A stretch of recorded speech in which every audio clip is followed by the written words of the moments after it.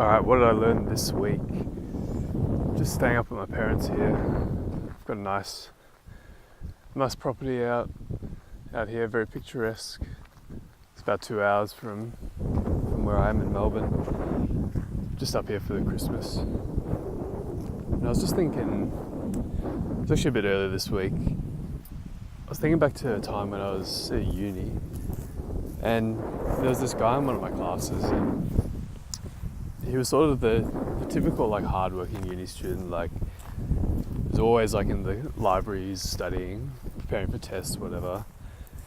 And I did like a lot of cycling. I did like some racing and stuff back then.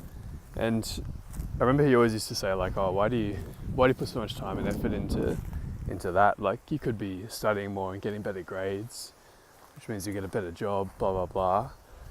And it's funny because I was thinking earlier this week that basically every job I've gotten since my uni time has been some way thanks to cycling. So whether that's the boss rides bikes, or I've like met someone through cycling who knows someone else, and there's been like a networking opportunity, whatever the case may be. And it just made me laugh thinking back, because this guy was so heavily prioritizing like technical skills, but it's really only part of the equation. It's almost like a bit of a commodity, really, technical skills. Like, there's always someone who's going to work harder than you or be smarter than you. But things like, not necessarily like cycling, but a sport or like something interesting like outside of work or technical skills that you can use to connect with people, is a really powerful thing. And it actually opens a lot more doors than just like being the best worker or having the best grades, whatever the case may be.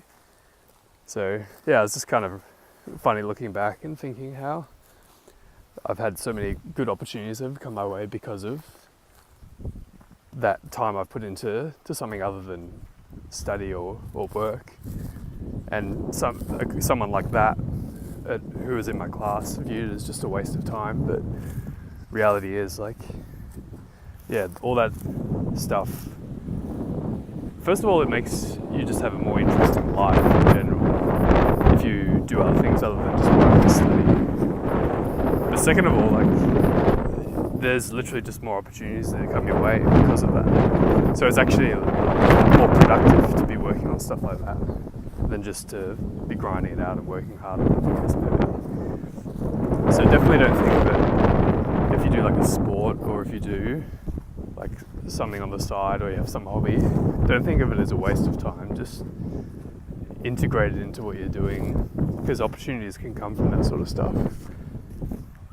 Because it doesn't really, it's not just about who you know, but it's about who knows you. And if you have an interesting life and you have like common ground with people, they're more inclined to want to like get to know you and spend time with you. So yeah, just something I've learned and try to keep in mind.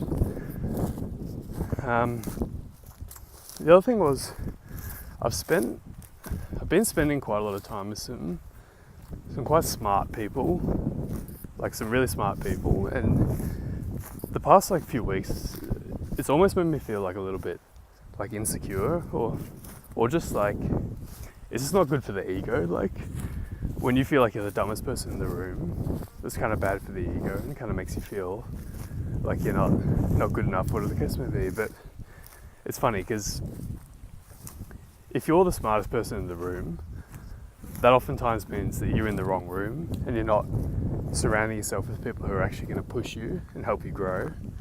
So even though it's uncomfortable, being the dumbest person in the room is actually the best place you can be, because those are the people, it's like that whole thing about becoming the people you associate with the most and becoming the average of the 5 people around you. It's that whole thing in action. Like, their smarts and their skills, they're going to rub off on you, but yeah, the problem is like, it is uncomfortable in the short term, because you're comparing yourself to them and you're just thinking, oh, they're smarter than me, they're stronger than me, whatever the case is. But that's actually going to help you grow the most, because if you're just hanging out with people who don't push you and that it may feel good, it may feel like you're smart and so great, but reality is you're not. So I just had to remind myself that this week, that it is the right thing to do if you want to grow and learn. Just got to put yourself in those uncomfortable positions where there's people smarter than you that you can learn from, really. So yeah, that's about it for this week. Hope you have a good Christmas and New Year period. Hope you got some big plans for 2018, and I'll talk to you soon.